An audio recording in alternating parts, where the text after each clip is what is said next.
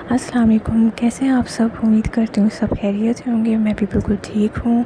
आज की इस वीडियो में हम बनाने वाले हैं आलू गोश्त, जो कि हर घर में बनता है, लेकिन स्टिल अगर किसी को नहीं आता तो उसके लिए ये रेसिपी बहुत हेल्पफुल होने वाली है।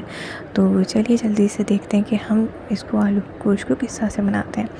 अच्छा, यहाँ पर मैंने सबसे पहले आधा किलो गोश्त ले लिया, उसमें 1 कप पानी डाल के रखा हुआ है। यहाँ पर एक मीडियम प्याज है कटा हुआ, 2 बड़े साइज़ के टमाटर हैं, उनका छिलका उतार दिया था मैंने और काट लिया था। 5 से 6 जवे लहसुन के हैं।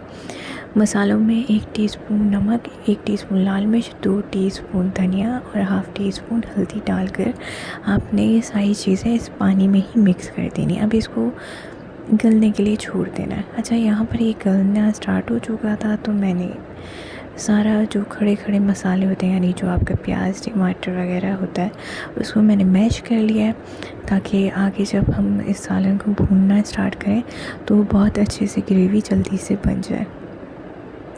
और जो भी अब पानी होगा, अब इसको मैं खुश्क करने लगी हूँ मीडियम आंच पे। अच्छा, यहाँ पर मैंने मीडियम आंच पर प्रॉपर इसको भून लिया है। पानी एक्स्ट्रा जो भी था वो सारा ड्राई हो चुका है। यहाँ पर इस तरह से ये गोश्त बिल्कुल गल भी चुका है। अब इसमें हम डालेंगे आलू, बल्कि नहीं, हम सबसे पहले अभी डालेंगे गरम मसाले। अच्छा, गरम मसाले में यहाँ पर हमने 2 तेज़पात के पत्ते लेने हैं, 1 दालचीनी का टुकड़ा, 9 से 10 लौंग, 8 से 10 काली मिर्चें, साबुत जो काली मिर्चें होती हैं, उसको डालकर हमने इसको भूनना है।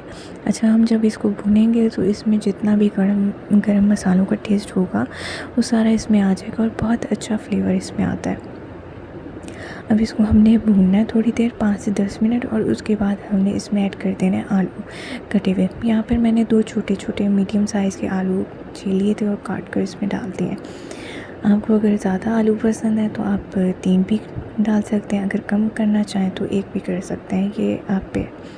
अच्छा, यहाँ पर अब आपने 2 कप पानी लेना है और 2 कप पानी आपने इस भुने हुए मसाले में डालकर इसको गलने के लिए छोड़ देना है। देखिए, यहाँ पर मैं आपको दिखाने के लिए दिखा रही हूँ कि इसमें कितना पानी आपने डालना है, इतना कि आलू गल जाए।